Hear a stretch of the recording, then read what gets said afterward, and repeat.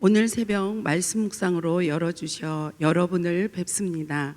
오늘 하루도 스치는 바람결에도 하나님의 숨결을 느끼는 하루 되시기를 소망합니다.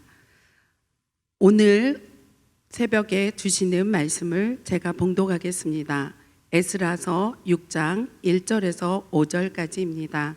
거룩하신 하나님의 말씀입니다.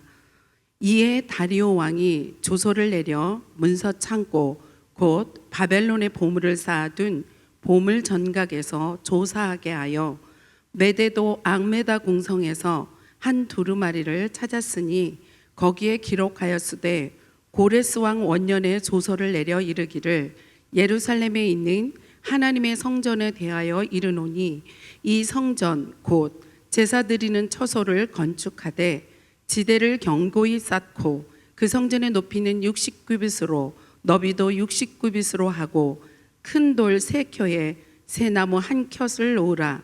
그 경비는 다 왕실에서 내리라. 또 느부갓네살이 예루살렘 성전에서 탈취하여 바벨론으로 옮겼던 하나님의 성전 금, 은 그릇들을 돌려보내어 예루살렘 성전에 가져다가 하나님 성전 안 각기 제 자리에 둘지니라 하였더라. 아멘. 에스라서의 저자 에스라의 이름의 뜻은 여호와가 도우신다이며 에스라는 레위 자손 아론의 16대 자손입니다. 에스라 1장은 하나님의 뜻, 하나님의 부르심. 2장은 부르심에 응답하여 귀환하여 돌아온 백성들. 3장 간격의 예배, 하나님의 부르심에 인간이 응답이 만나는 장소. 4장 방해로 중단이 됨. 5장 학개 스가랴 선지자를 통해서 성전이 다시 재건되는 과정 가운데 방해가 있지만 대적하며 열심히 감당하는 모습. 본문 6장은 16년 동안 중단되었던 성전 건축 공사를 다시 시작해서 성전을 완공하고 하나님께 봉헌하는 내용입니다. 다리오 왕은 유브라데강 건너편 총독에게 조서를 보내어 고레스 왕이 명령한 대로 예루살렘 성전을 다시 건축하라고 명령을 했습니다. 그 명령대로 4년 동안 성전 건축을 해서 다리오 왕 6년 BC 516년에 무너진 예루살렘 성전이 완공이 되었습니다. 오늘 말씀 에스라서 6장 1절에서 5절은 다리오 왕이 명을 내려서 바벨론에 보물을 쌓아둔 보물 전각에서 고레스가 내린 조서를 발견하고 예루살렘 성전을 다시 지어도 된다고 허락을 받는 내용입니다. 이에 다리오 왕이 명령을 내려 바벨론에서 옛 귀중품을 두는 서고를 조사하도록 하였습니다. 메데 지방 앙메다 궁에서 두루마리 하나가 발견이 되는데 거기에는 다음과 같은 내용이 적혀져 있었습니다. 여기서 중요한 한 가지를 기억해 보겠습니다. 페르시아 왕들이 쉬는 궁들이 있습니다. 세 궁들이 있는데 수산궁, 바벨론궁, 앙메다 궁입니다. 이 세 궁에서 앙메다 궁에서 조서를 발견을 했습니다. 이것은 하나님의 예언이 성취되는 내용을 말씀드리고 있습니다. 여기에서 찾은 고레스의 조서의 내용을 정리해 보면은 첫 번째, 희생 제물을 드리던 그곳 예루살렘 성전을 다시 세우라고. 2. 기초를 튼튼히 다지고 성전의 높이와 너비는 각각 60규빗이 되게 하라. 3. 벽은 돌 3겹에 나무 1겹 쌓아라. 4. 비용은 국고에서 다 대주어라. 5. 느부갓네살 왕 때에 예루살렘에서 탈취한 물건을 바벨론으로 가져갔던 모든 성물들에 대해서 다 하나님의 성전 안에 그대로 그 자리에 두어라 라는 조서의 내용이었습니다.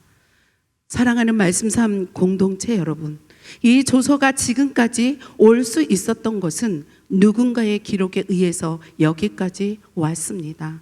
기록의 의미는 역사를 기록하고 과거에 지나갔던 사실과 사건들을 통해서 배워야 할 일들을 잊지 않고 기억하기 위해서입니다. 하지만 사람들의 기억력은 한계가 있기 때문에 부족한 기억력을 보완하기 위해서 역사라는 것을 기록하고 있습니다. 성경이 기록된 이유도 역사 가운데 하나님의 행하신 일들이 알려주기 위해서 기록이 되었습니다. 여기서 잠깐 우리는 성경은 어떻게 기록되었는지 성경 디모데전서 3장 16절에서 17절의 말씀을 제가 현대어 성경으로 읽겠습니다. 모든 성경은 하나님께 받은 영감으로 쓰여 우리 손에 주어진 책이며 진리가 무엇인가를 가르쳐주고 우리 생활에서 악한 것이 무엇인가를 알게 해주는데 유익한 책입니다. 그리고 우리의 생활을 바르게 하고 옳은 일 행할 힘을 줍니다. 또한 로마서 15장 4절 말씀은 성경 말씀은 우리에게 인내를 가르치고 용기를 주어 장래 큰 희망을 가지게 하려 기록된 것입니다. 아멘. 이렇게 주어진 말씀이 나의 삶에 어떻게 적용이 되는지 살펴보겠습니다.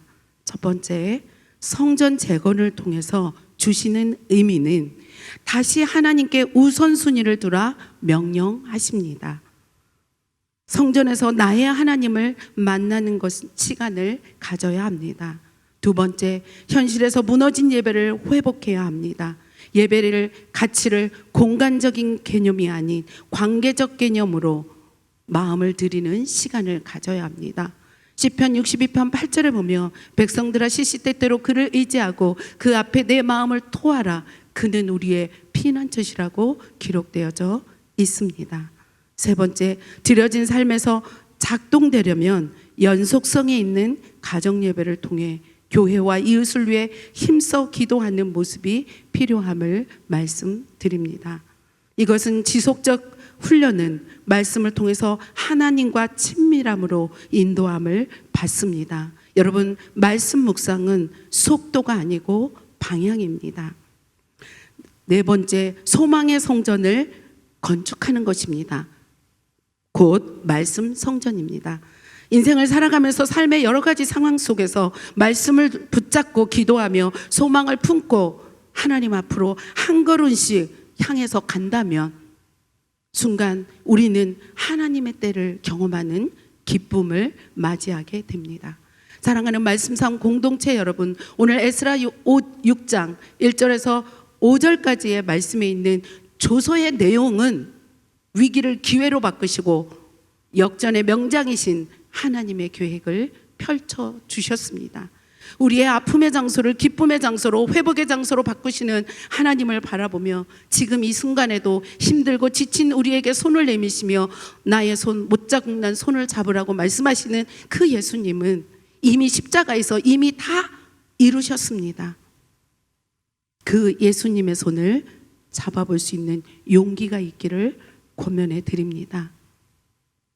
이스라엘 백성들처럼 성전을 완공하고 기뻐하는 그 이스라엘 백성들처럼 우리들도 하나님과 함께 마음의 거리를 좁히는 말씀 묵상, 생활 묵상, 찬양 묵상을 통해 우리의 삶을 살아내어 봅시다. 기도하시겠습니다. 살아계신 하나님, 보여지는 현실은 어디에 시선을 두어도 만족함이 없고 불안한 환경입니다. 하지만 불완전한 우리는 완전하신 하나님, 나의 구조로 삼고 일상을 말씀과 기도로 거룩해지는 시간들을 보낼 수 있도록 인도하옵소서.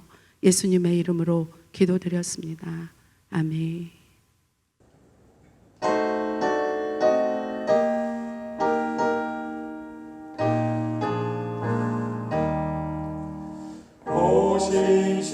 신실하신 주 내 아버지여, 늘 함께 계시니 두려움없네. 그 사랑 변찮고 날 지키시며